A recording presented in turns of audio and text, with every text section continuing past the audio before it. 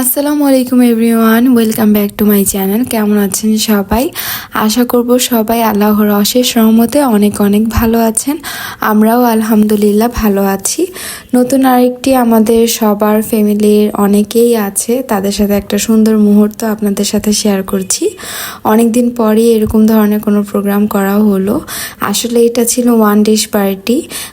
এক একজন এক একটা রান্না করে নিয়ে এসেছে, আর সবাই একসাথে হওয়ার আসলে এরকম স্কোপগুলো মিস করা উচিত না। সবাই একসাথে মিলে অনেক ভালো লাগে সবার অনেক দিনের পরে, যেহেতু সবাই এই বর্তমান লাইফে অনেক বেশি ব্যস্ত থাকে, তো এক একজনের এক একটা টাইম শিডিউল মিলতে চায় না। তো ওইভাবে অনেক সময় মিলানোর জন্য বা সবার একসাথে হওয়ার জন্য এরকম মাঝে মাঝে প্রোগ্রাম করলে ভালোই হয়। তো এই দিক দিয়ে এক একজন রান্না করে নিয়ে এসেছিল গরুর মাংস, কাবাব, রোস্ট, ডিমের কোরমা, পোলাও, তারপর হচ্ছে শুটকির বড়া, এরকম আর কি। আর এত আইটেম হয়ে গিয়েছিল, আর সবার বিভিন্ন হাতের বিভিন্ন রান্না ছিল, খেতে এত ভালো হয়েছিল মাশাল্লাহ। আর খাওয়া দাওয়ার যে বড় কথা, সবাই একসাথে মিলে অনেকটুকু সময় একসাথে কাটানোটা খুবই ভালো ছিল আলহামদুলিল্লাহ। আর আমার নিজেরও পার্সোনালি এসব ব্লগ দেখতে খুব ভালো লাগে, তাই আমি ভাবলাম হয়তো বা আপনাদের কাছেও ভালো লাগে।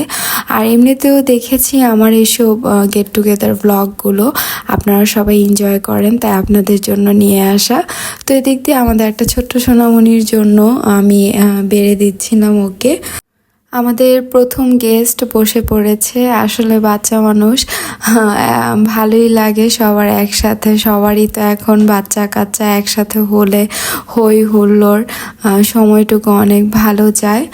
আর বিকালে নাস্তাটা পর্যন্ত আরেকজন নিয়ে এসেছিল, মানে সবাই সব কিছু একসাথে মেনটেন করেছে। কারো উপর একেবারে যে সব করবে এরকম না, সবাই মিলেমিশে একসাথে সব আইটেম রেডি করে নিয়ে এসেছে।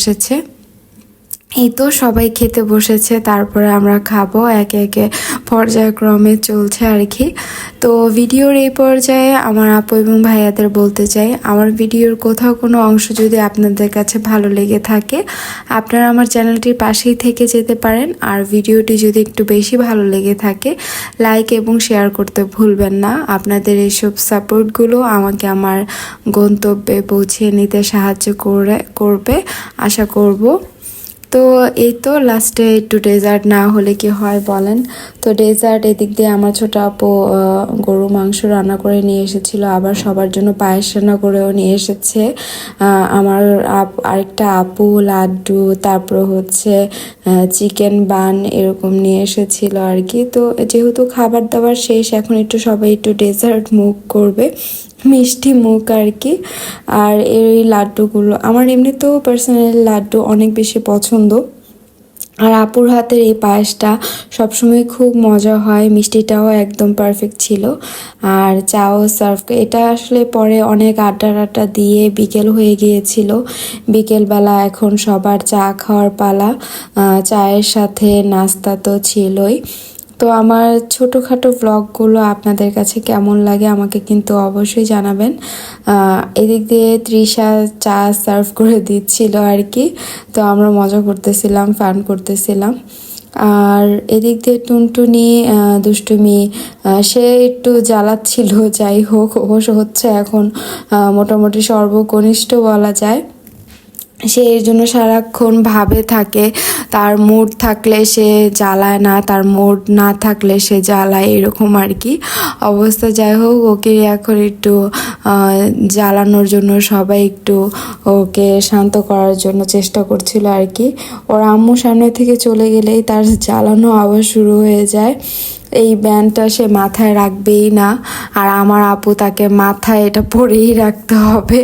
তো এটা নিয়ে টানা হিচড়া চলছিল মা আর মেয়ের মধ্যে। তো আমার ছোট ব্লগটি এখানেই শেষ করছি। আপনারা ভালো থাকবেন, আমাদের জন্য দোয়া করবেন। আল্লাহ হাফেজ, আসসালামু আলাইকুম।